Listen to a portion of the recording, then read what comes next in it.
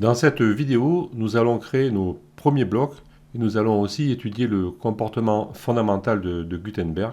Je suis donc ouvert ici dans Gutenberg dans la création d'un nouvel article. Parallèlement, sur un autre onglet, j'ai ouvert un site qui s'appelle lipsum.com. C'est un site qui nous permet de générer du texte de remplissage. Alors par exemple ici je choisis 5 paragraphes par défaut et je clique sur le bouton. Et il va me générer du texte de remplissage dans lequel je pourrai piocher des éléments pour créer des paragraphes rapidement. Je retourne dans l'éditeur Gutenberg et je vais commencer par taper le titre. Voilà, comme ceci. Au passage, il faut savoir que le titre n'est pas un bloc Gutenberg, c'est une métadonnée de notre article. On ne pourra pas modifier son aspect avec Gutenberg, on ne peut modifier que son contenu. Maintenant, le curseur est à la fin du titre. À partir de maintenant, dès que je vais appuyer sur la touche Entrée, comme je fais maintenant, j'appuie sur la touche Entrée, je vais ici en dessous créer un nouvel emplacement de bloc. Pour l'instant, je n'ai aucun bloc, puisque je n'ai pas encore déterminé le type de bloc que je voulais créer. Si je tape du texte directement, je vais créer par défaut un bloc de type paragraphe. Je n'aurai pas besoin de le sélectionner. C'est le comportement par défaut. Maintenant, si avec la souris je me dirige ici dans la zone et que je vois apparaître ce bouton plus, à ce moment-là je pourrais choisir un type de bloc, mais ça on verra plus tard. Pour l'instant je vais me contenter ici, donc je reviens avec le curseur ici, je vais me contenter de taper du texte dans un premier temps. Alors, je bascule sur le site lipsum.com et je vais sélectionner un petit peu de texte pour gagner du temps, pour éviter de taper. Donc je prends ceci, je fais CTRL-C, je reviens dans Gutenberg, je me repositionne au niveau du curseur et je fais CTRL-V. Voilà, je viens de créer mon premier paragraphe. Je constate au passage qu'une barre locale d'outils apparaît au-dessus de mon paragraphe, on en reparlera plus tard. Je constate aussi que mon curseur reste positionné à la fin de mon paragraphe et si j'appuie à nouveau sur la touche Entrée, comme ceci, je vais créer un nouvel emplacement de bloc et je vais continuer à entrer du texte. Alors je vais sélectionner une autre portion de texte ici, CTRL-C, et je vais créer un nouveau paragraphe, CTRL-V, et j'appuie sur la touche Entrée. Donc je vais en créer rapidement deux de plus, comme ceci. Nous avons maintenant 4 paragraphes et le curseur reste positionné à la fin du dernier paragraphe. Au passage, si vous remarquez que le curseur disparaît de l'écran, c'est simplement que par moment je fais des pauses à l'enregistrement, donc je dois changer de fenêtre sur l'ordinateur, donc ça change le focus et il se peut que vous voyez le curseur disparaître, mais en réalité il reste bien à la fin de mon paragraphe. Nous sommes donc positionnés sur le dernier paragraphe et je peux aussi constater que dans ici la barre latérale au niveau de l'onglet bloc, il me donne des indications sur le paragraphe en cours. Maintenant, si je clique en dehors de ce paragraphe, par exemple ici dans cette zone, dans le document, je vois que je vais tout désélectionner et au niveau des blocs, ici, il me dira aucun bloc sélectionné. Si je reclique à l'intérieur d'un paragraphe, ici, il va le resélectionner ici et je verrai son détail apparaître ici. Nous allons maintenant décrire le rôle du groupe de boutons qui se trouve ici dans la partie gauche de la barre supérieure. Nous allons commencer par la droite avec ce premier bouton ici qui s'appelle Contour. Vous voyez au passage qu'il a un raccourci Shift-Alt-O. Donc je vais cliquer dessus et nous voyons apparaître une liste qui correspond à l'arborescence de notre document. Actuellement, nous avons 4 paragraphes dans notre document. Nous voyons donc 4 lignes avec le nom des blocs correspondants qui s'affichent dans la liste. Nous pouvons aussi déterminer quel est le bloc sélectionné, si un bloc est sélectionné, en fonction du fond de l'icône ici qui apparaît en noir. On le voit très bien sur la deuxième ligne. On nous dit que le deuxième paragraphe est sélectionné. Si par exemple je clique sur le premier paragraphe ici et si je refais apparaître la liste, je vois que l'icône qui a le fond noir sera la première. Donc à chaque fois, on peut déterminer quel est le bloc sélectionné en consultant cette liste. Le cadre qui apparaît ici nous permet de faire des sélections au clavier. Lorsque l'on ouvre ce menu, il apparaîtra toujours sur la première ligne. On peut le déplacer avec les touches du clavier. Je vais appuyer sur la touche flèche bas plusieurs fois et je vois que je peux déplacer ce contour. ou je peux aussi appuyer sur la flèche vers le haut pour le faire remonter. Et lorsque j'ai choisi un bloc, je peux appuyer sur la touche Entrée et ce bloc va être sélectionné. Je vois ici que le bloc numéro 3 a été sélectionné et même le contenu de la page s'est déplacé. Je vois que je suis descendu ici au niveau de l'ascenseur. Donc dans des documents très longs, lorsque vous choisissez un bloc ici à partir de cette liste, il va vous positionner directement sur ce bloc. Donc ça peut être très utile. Étant donné que cet outil nous permet de sélectionner des blocs, on peut évoquer à ce stade rapidement le mode mise en lumière. Donc je vais remonter ici et je vais ouvrir ce menu et là je vais cliquer sur mode mise en lumière. C'est-à-dire je vais mettre en action le mode mise en lumière. Donc comme ceci, il est coché.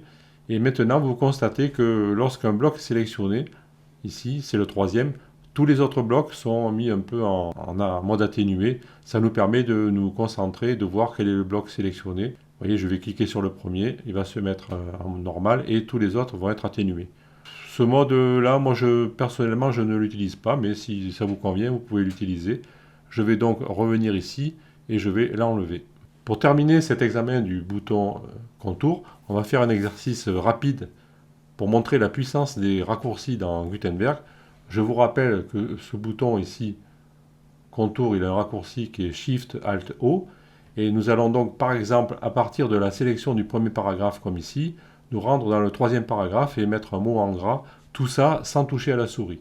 Alors je lâche la souris, je fais Alt Shift O, comme ceci.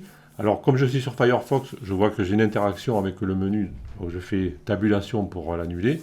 Et maintenant, avec la flèche vers le bas, je vais choisir le troisième paragraphe. J'appuie sur Entrée. Je vois que mon troisième paragraphe est sélectionné. Il me déplace même l'affichage de la page à l'intérieur pour la centrer. Et je vois que le curseur est au début du document. Avec les touches fléchées, je peux me déplacer sans toucher la souris. Maintenant, je vais appuyer sur Shift flèche pour sélectionner un mot. Et je vais faire CTRL B, qui est un autre raccourci, pour mettre le mot en gras. Et là, je vois donc que j'ai mis mon mot en gras. À partir du premier paragraphe, je me suis positionné sur le troisième, tout ça sans toucher la souris. Donc encore une fois, ne négligez pas la puissance des raccourcis dans Gutenberg, cela peut grandement améliorer votre productivité. Ensuite, au niveau des boutons, ici en haut à gauche, nous allons trouver le bouton Détail, qui nous présente des statistiques sur le contenu de notre article, à savoir le nombre de caractères, le nombre de mots, de titres, etc., le nombre de blocs et de paragraphes. Ça pourrait éventuellement vous servir si vous avez des contraintes de taille dans les documents que vous produisez. Alors, il faut savoir qu'il y a encore quelques mois, il y avait des bugs dans cette partie. Parfois, ils ne donnaient pas des indications exactes, mais apparemment, ils ont corrigé le tir. Et maintenant, ce sont des données fiables qui sont affichées dans cette partie. Ensuite, nous allons avoir les boutons Annuler et Rétablir. Alors, je vois que le bouton Rétablir, il est inactif parce que pour l'instant, je n'ai rien annulé, forcément. Alors, je vais faire ici rapidement transformer cette portion de texte en texte gras ici. Et je vois que si je clique maintenant sur le bouton Annuler, je vais annuler cette opération et que mon texte revient comme il était. Donc c'est classique, comme dans un traitement classique. Et à partir du moment où j'ai annulé une action, le bouton Rétablir devient actif et je peux cliquer dessus pour rétablir l'action. Ça c'est classique, comme dans un traitement de texte. Ensuite, dans cette partie de la barre supérieure, nous allons trouver le bouton Mode. Ce bouton nous permet de sélectionner deux modes, à savoir le mode modifié ou le mode sélectionné. Par défaut, lorsque nous venons de créer un bloc, le bloc se positionne naturellement en mode modifié et par exemple comme ici, nous pourrions continuer à modifier son contenu comme on le veut. Maintenant, si l'on passe le bloc en mode sélection ici, on voit que la barre d'outils va disparaître et qu'un cadre bleu va se positionner autour du bloc. Maintenant, nous sommes en mode sélection et dans les deux cas, nous constatons aussi que l'onglet bloc de la colonne latérale continue d'afficher les informations du bloc. Lorsque je me trouve en mode sélection au niveau d'un bloc, un simple clic dans le bloc, comme ici, le fait basculer en mode modifié. Pour savoir dans quel mode vous vous trouvez, il vous suffira de vous fier à la présence ou pas de la barre d'outils. Dans ce cas, on est en mode modifié. Sinon, vous êtes en mode sélectionné et à ce moment-là, je clique ici pour y revenir, vous n'aurez plus la barre d'outils et vous aurez un contour bleu qui s'affiche autour du bloc. Maintenant, on va revenir ici dans le menu et on va lire les indications ici, on nous dit que pour sélectionner, on peut appuyer sur la touche échappement, et pour revenir à la modification, on peut appuyer sur la touche entrée. Alors ça, c'est très important. Je vais revenir ici en cliquant dans le bloc, donc j'ai basculé en mode modifié. Maintenant, si j'appuie sur la touche échappement, comme ceci, je bascule en mode sélection, et si j'appuie sur la touche entrée, comme ceci, je bascule en mode modifié. Encore une fois, c'est un raccourci clavier qui vous permet de basculer entre les deux états. Et bien sûr aussi, lorsque vous basculez entre les états, vous pouvez vous fier à l'icône qui apparaît ici dans la barre. Alors je vais recommencer, je vais appuyer sur échappement. Ici, vous voyez que l'icône a basculé. Et si je appuie à nouveau sur entrée, je vois que l'icône change. Donc vous avez deux indications pour vous montrer dans quel mode vous êtes. Lorsque vous êtes en mode sélection, je vais donc revenir ici avec la touche échappement en mode sélection, vous pouvez sélectionner plusieurs blocs. Il suffit d'appuyer sur la touche Shift et de cliquer dans le bloc que vous voulez sélectionner en plus pour le rajouter à la sélection. Je vais donc cliquer ici dans ce bloc avec la touche Shift enfoncée et je vais aussi cliquer sur un deuxième bloc ici. Et maintenant, j'ai sélectionné 3 blocs. Et ici, dans l'onglet bloc de la barre latérale, il me dit bien que j'ai sélectionné 3 blocs. Et maintenant, je pourrais effectuer des modifications groupées pour ces 3 blocs. Par exemple, changer la couleur de fond, si j'allais ici, comme ceci. Donc la sélection multiple vous permet de faire des opérations sur un nombre de blocs multiples. Et lorsque vous avez créé une sélection multiple, il y a un menu qui va apparaître ici, un menu local. Je peux cliquer ici et je vois un menu local, mais qui va ne concerner que la sélection. Vous voyez que si je survole ici le bouton de changement, il me dit modifier le type de 3 blocs.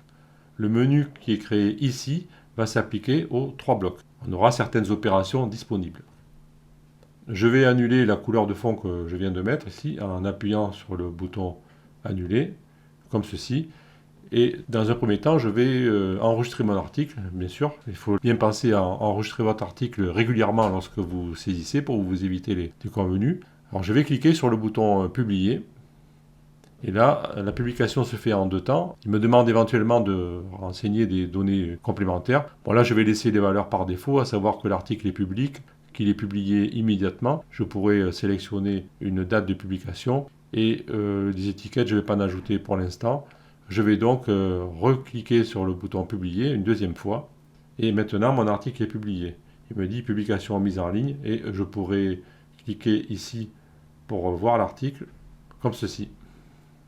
Mon article s'affiche sur le site.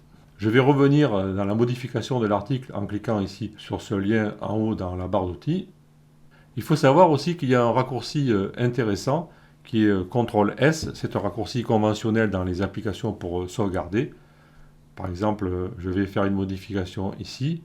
Alors j'ai toujours le bouton mettre à jour qui est disponible à partir du moment où j'ai fait une modification, mais je peux aussi, avec le clavier, activer la combinaison CTRL plus S, comme ceci. Et là, il va me mettre publication mise à jour. Donc ça, c'est très intéressant. Ça permet encore une fois de rester concentré sur le clavier et de ne pas se disperser avec la souris. Notre article est donc sauvegardé et dans une prochaine vidéo, nous allons continuer à explorer les fonctionnalités de Gutenberg. Je vous donne donc rendez-vous dans la vidéo suivante.